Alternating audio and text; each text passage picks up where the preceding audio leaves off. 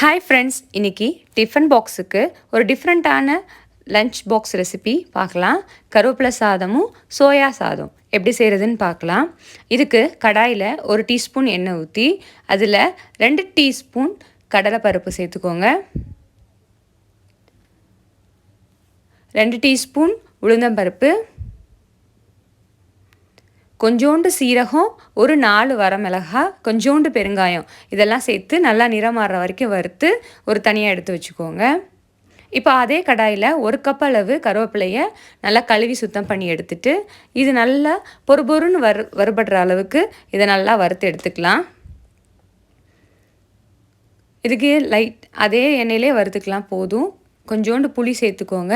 இந்த பவுடரை நீங்கள் அரைச்சி ஒரு பாக்ஸில் ஸ்டோர் பண்ணி வச்சுக்கிட்டிங்கன்னா நீங்கள் எப்பப்போ சாதம் கலக்கணும்னு நினைக்கும் போது நீங்கள் எடுத்து கலந்துக்கலாம். இப்போ கடாயில் ஒரு 2 டேபிள் ஸ்பூன் எண்ணெய் ஊற்றி கொஞ்சோண்டு கடுகு, 1 டீஸ்பூன் அளவு வேர்க்கடலை, வறுத்த வேர்க்கடலை இதெல்லாம் சேர்த்து வறுபட்டதுக்கப்புறம் அரைச்சி வச்சுருக்க பொடியில் ஒரு 2 டேபிள் ஸ்பூன் அளவு சேர்த்துட்டு 1 கப் ரைஸுக்கு நான் சேர்த்துருக்கேன். ஃபஸ்ட்டு சாதத்தை வடித்து எடுத்து வச்சுக்கோங்க. நீங்கள் வடித்தோ குக்கரில் வச்சோ எதுனா பண்ணிக்கலாம். இப்போ கலந்திங்கன்னா சுவையான கருவேப்பிலை சாதம் ரெடி. ரொம்ப ஈஸியான ரெசிபி. பவுடர் மட்டும் நீங்கள் ரெடி பண்ணி வச்சுக்கிட்டிங்கன்னா உங்களுக்கு தேவையானப்போ நீங்கள் கலந்துக்கலாம். ரொம்ப டேஸ்ட்டு, கண்ணுக்கு ரொம்ப நல்லது, முடி வளர்ச்சிக்கு ரொம்ப நல்லது கருவேப்பிலை.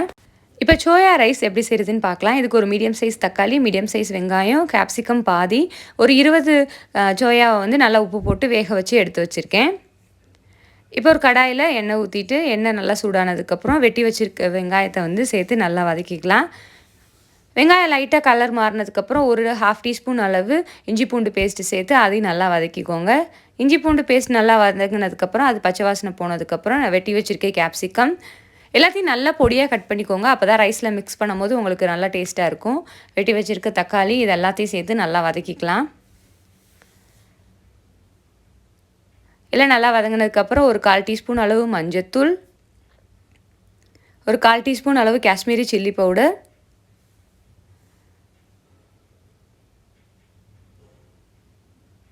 ஒரு 1/2 டீஸ்பூன் அளவு கரம் மசாலா இது எல்லாத்தையும் சேர்த்து நல்லா வதக்கிக்கோங்க. தேவையான அளவு உப்பு போட்டு நல்லா வதக்கிக்கோங்க.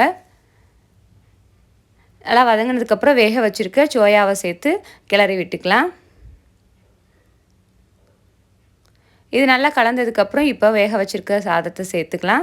சேர்த்து கலர்னிங்கன்னா சுவையான சோயா சாதம் தயாராகிடும். உங்களுக்கு ரொம்ப டேஸ்ட்டாக இருக்கும். செஞ்சு பாருங்கள் வீட்டில்.